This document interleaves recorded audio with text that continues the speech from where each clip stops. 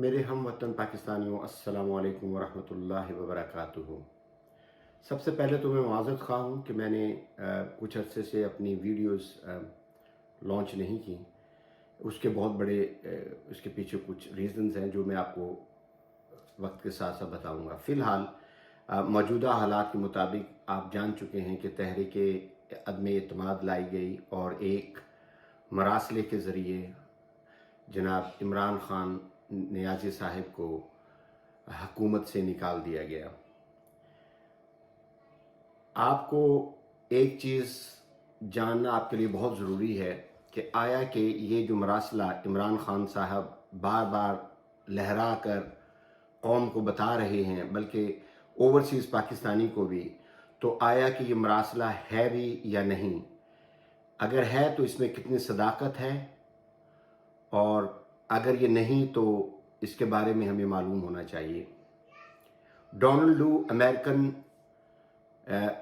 High post پہ ایک secretary ہیں۔ انہوں نے امریکہ میں مقیم ایمبیسڈر کو بلا کر یہ کہا کہ اگر آپ پاکستان کی بقا چاہتے ہیں تو آپ کو اس موجودہ حکومت کو ہٹانا پڑے گا، اگر نہیں تو آپ کے لیے سیریس کانسیکوینسز ہیں۔ عمران خان صاحب نے یہ بات سپریم کورٹ میں بھی رکھی، اپنی کیبنٹ کے آگے بھی رکھی، لیکن کسی کو ان کی بات پہ یقین نہ تھا، اور یقین بھی بغیر کسی ثبوت کے ہونا بھی نہیں چاہیے۔ لیکن اس بات کی تصدیق موجودہ حکومت نے، جب شہباز شریف نے تمام سیکیورٹی کونسل کو اکٹھا کر کے کیبنٹ میں اور اعلیٰ بری اور سارے افواج کے لوگوں کو اکٹھا کر کے جب ان کے سامنے اس کو ڈسکشن میں لائے، تو انہوں نے اس کا نتیجہ یہ نکالا کہ سازش نہیں ہوئی بلکہ مداخلت کی گئی ہے پاکستان میں۔ یہ بیان سن کے یقین کریں میں تو بہت ہنسا کہ یہ ماشاءاللہ ہماری تھنک ٹینکس جو بیٹھے اس ڈیسیجن پہ پہنچے ہیں کہ سازش نہیں ہوئی، مداخلت ہوئی ہے، یہ تو اٹیسٹ کر دیا۔ عمران خان صاحب نے مداخلت کا نہیں کہا تھا۔ اب عمران خان صاحب کا وہ جو مراسلہ ہے وہ 100% سچ ثابت ہوا، یہ دیکھ کر کہ اس کی کانسپریسی بھی ہوئی ہے، سازش بھی ہوئی ہے، اور اس کے بعد مداخلت بھی کی گئی پاکستان میں۔ تو اب یہ بات روز روشن کی طرح ہم سب پہ عیاں ہے کہ پاکستان کے اندر موجود میر صادق، میر جعفر موجود ہیں، اور بیرونی طاقتوں سے مل کر انہوں نے یہ سازش کی اور پاکستان کے اندر مداخلت کی، جس کے نتیجے میں عمران خان صاحب کو اپنی پرائم منسٹر سے ہاتھ دھونا پڑا۔ ایک بات آپ کو اور سمجھنی چاہیے کہ مداخلت اکیلے نہیں ہوتی، مداخلت سے پہلے کوئی نہ کوئی کانسپریسی یا سازش ہوتی ہے۔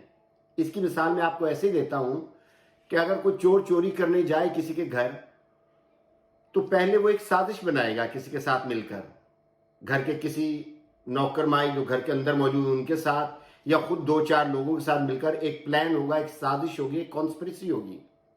تو عمران خان صاحب نے صرف بات یہاں تک روک دی تھی کہ ایک سازش ہوئی ہے، اور وہ سازش کو پھر امپلیمنٹ کیا گیا، مطلب کہ اس کو پھر ایکشن اس کا لیا گیا، اور وہ آپ کے سامنے جو مداخلت ہوئی وہ آپ نے دیکھ لی کہ کانسپریسی بھی ہوئی ہے، سازش بھی ہوئی ہے، اس کے بعد مداخلت بھی ہوئی ہے۔